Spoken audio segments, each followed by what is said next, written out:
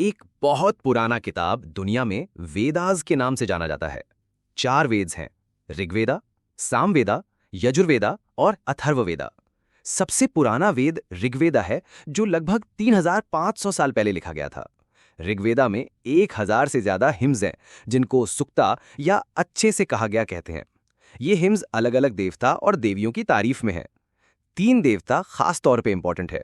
अग्नि, जो आग के देवता हैं, इंद्रा, जो एक वॉरियर देवता है, और सोमा, एक प्लांट जिससे एक स्पेशल ड्रिंक बनाया जाता था। ये हिम्स सेजेस यानी ऋषियों ने बनाए थे। पंडित लोग स्टूडेंट्स को हर सिलेबल, वर्ड और सेंटेंस को ध्यान से याद करने और रिसाइट करने सिखाते थे, थोड़ा थोड़ा करके। ज्यादातर हिम्स मर्दों ने बनाए, सिखाए और याद किए। कुछ थोड़ी सी हिम्स औरतों ने भी बनाई थी। ऋग्वेदा पुराने या वैदिक संस्कृत में है, जो आजकल स्कूल में पढ़ाई जाने वाली संस्कृत से थोड़ा अलग है। हम जो किताबें यूज करते हैं वो लिखी और प्रिंट की जाती हैं। ऋग्वेदा पहले रिसाइट और सुनी जाती थी, लिखी नहीं जाती थी। इसको लिखा गया कई सदियों बाद, जब ये पहली बार कंपोज किया गया था, और प्रिंट हुआ 200 साल से भी कम टाइम पहले। संस्कृत और दूसरी भाषाएं। संस्कृत एक भाषा परिवार का हिस्सा है, जिसको इंडो यूरोपियन कहते हैं।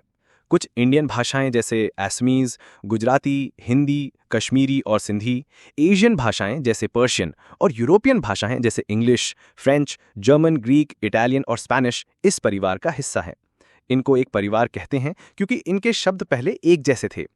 एग्जाम्पल के लिए, मातृ यानी संस्कृत, माँ यानी हिंदी और मदर यानी इंग्लिश शब्द लो। क्या तुमको कोई सिमिलैरिटी दिखती है? सब कॉन्टिनेंट में और भी भाषाएं हैं जो अलग परिवार से हैं। जैसे नॉर्थ ईस्ट में टिबेटो बर्मन परिवार की भाषाएं हैं। तमिल, तेलुगु, कन्नड़ और मलयालम द्रविडियन परिवार से हैं। और झारखंड और सेंट्रल इंडिया के कुछ हिस्सों में ऑस्ट्रो एशियाटिक परिवार की भाषाएं बोली जाती हैं। तुम जो भाषाएं जानते हो, उनकी लिस्ट बनाओ और देखो वो किस परिवार से हैं। हिस्टोरियंस ऋग्वेदा का स्टडी कैसे करते हैं?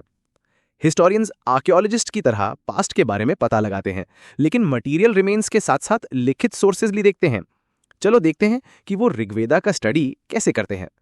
ऋग्वेदा के कुछ हिम्स डायलॉग्स के फॉर्म में है।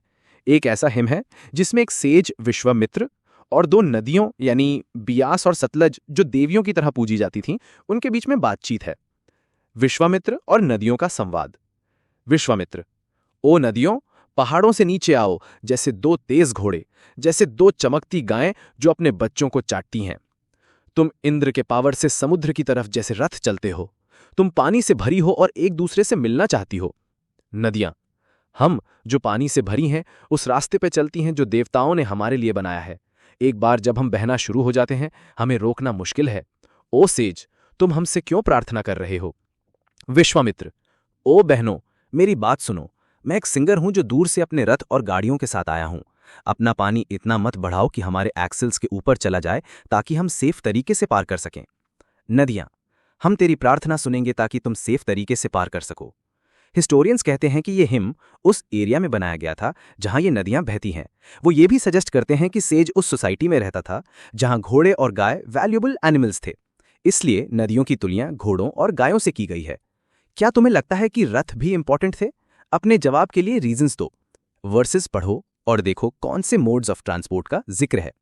दूसरी नदियां, खासतौर पे इंडस और उसकी ट्रिब्यूटरीज, और सरस्वती का भी हिम्स में नाम है। गंगा और यमुना का नाम सिर्फ एक बार आता है। घोड़ों, गायों और रथों का जिक्र। ऋग्वेदा में बहुत सारी प्रार्थनाएं हैं जो कैटल, बच्चों, खासतौर पे बेटों और घोड़ों के लिए हैं। घोड़े रथों के साथ जोड़े जाते थे जो जंगों में यूज होते थे, जो ज्यादातर कैटल चुराने के लिए लड़ी जाती थीं। जंग जमीन के लिए भी लड़ी जाती थीं, जो चरागाह और जल्दी पकने वाली फसलों जैसे जारी के लिए इंपॉर्टेंट थीं। कुछ जंग पानी के लिए और लोगों को पकड़ने के लिए भी लड़ी जाती थीं। जो वेल्थ मिलता था उसका कुछ हिस्सा लीडर्स अपने पास रखते, कुछ प्रीस्ट्स को दिया जाता और बाकी लोगों में बांट दिया जाता। कुछ वेल्थ यज्ञ या सैक्रिफाइसेस के लिए यूज होता, जिसमें आग में ऑफरिंग्स चढ़ाई जाती थीं देवता और देवियों के लिए।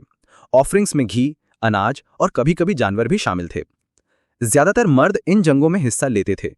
कोई रेगुलर आर्मी नहीं थी, लेकिन असेंबलीज होती थीं जहां लोग मिलकर वॉर और पीस के मैटर्स डिस्कस करते थे। वहां ब्रेव और स्किलफुल वॉरियर्स को लीडर्स चुना जाता। लोगों को डिस्क्राइब करने के शब्द। लोगों को कई तरीके से डिस्क्राइब किया जा सकता है, उनके काम के बेसिस पे, भाषा, जगह, परिवार, कम्युनिटी और कल्चरल प्रैक्टिसेस के बेसिस पे। चलो देखते हैं ऋग्वेद में लोगों के लिए कौन से शब्द यूज हुए हैं। 2 ग्रुप्स को उनके काम के बेसिस पे डिस्क्राइब किया गया। प्रीस्ट्स, जिनको कभी कभी ब्राह्मण्स कहा जाता, जो रिचुअल्स करते थे, और राजाज। ये राजाज उन राजाज जैसे नहीं थे जिनके बारे में आप बाद में पढ़ेंगे। इनके पास कैपिटल सिटीज, पैलेसेस, आर्मीज या टैक्सेस नहीं थे। आमतौर पे बेटे अपने बाप के बाद ऑटोमेटिकली राजा नहीं बनते थे।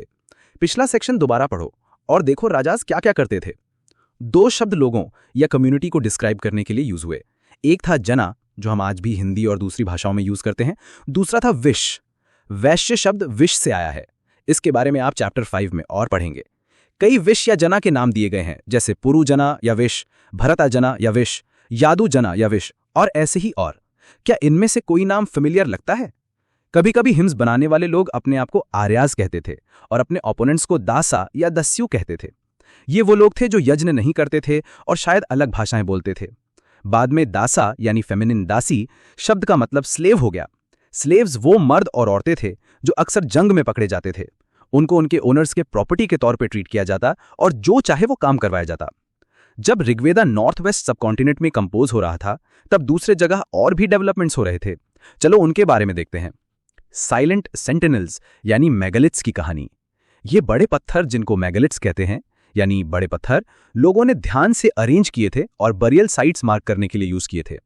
मेगालिथ्स बनाने की प्रैक्टिस लगभग 3000 साल पहले शुरू हुई और Deccan, south India, north east और कश्मीर में कॉमन थी। कुछ इंपॉर्टेंट मेगालिथिक साइट्स मैप 2 यानी पेज नंबर 13 पे दिखाई गई हैं। कुछ मेगालिथ सरफेस पे दिखते हैं, जबकि कुछ बरियल्स अंडरग्राउंड होते हैं। कभी कभी एक सर्कल ऑफ स्टोन बोल्डर्स या एक बड़ा पत्थर जमीन पे खड़ा मिलता है। ये बरियल्स के नीचे होने का इंडिकेशन देते हैं। सभी बरियल्स में कुछ कॉमन फीचर्स होते हैं। आमतौर पे डेड को डिस्टिंक्टिव पॉट्स के साथ दफनाया जाता, जिनको ब्लैक एंड रेड वेयर कहते हैं। आयरन के टूल्स और वेपन्स, कभी कभी घोड़ों की हड्डियां, घोड़ों के इक्विपमेंट और पत्थर और सोने के ऑर्नामेंट्स भी मिलते हैं।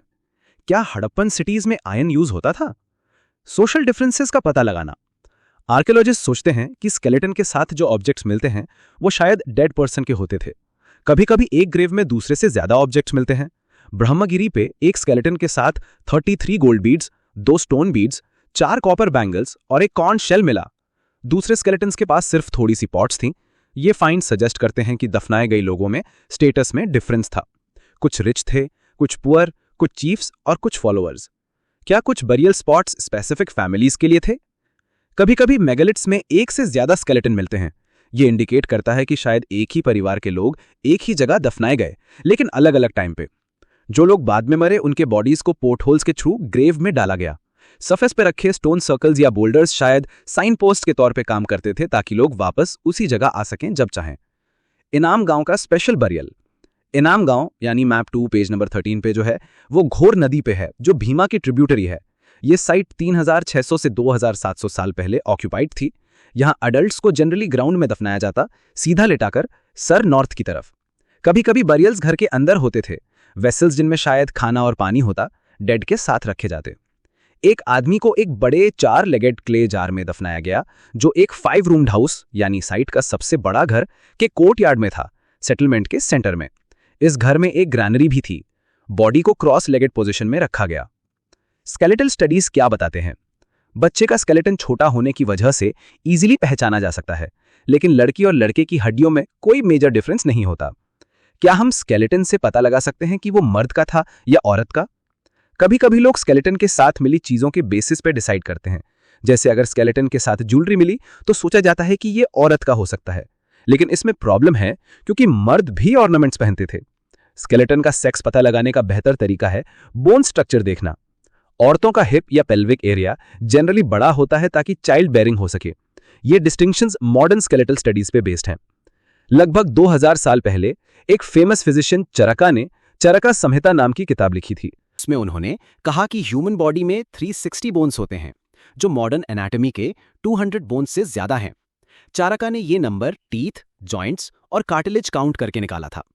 आर्कियोलॉजिस्ट्स को wheat, barley, rice, pulses, millets, peas और सेसमी के सीड्स मिले हैं। कई जानवरों की हड्डियां भी मिली हैं, जिनमें कट मार्क्स हैं, जो दिखाते हैं कि उनको फूड के तौर पे यूज किया गया था। इनमें cattle, buffalo, goat, sheep, dog, horse, ass, pig, sambar, spotted deer, blackbuck, antelope, hare, mongoose, birds, crocodile, turtle, crab और फिश शामिल हैं। एविडेंस है कि बेर, आमला, जामुन, डेट्स और कई तरह के बेरीज कलेक्ट किए जाते थे।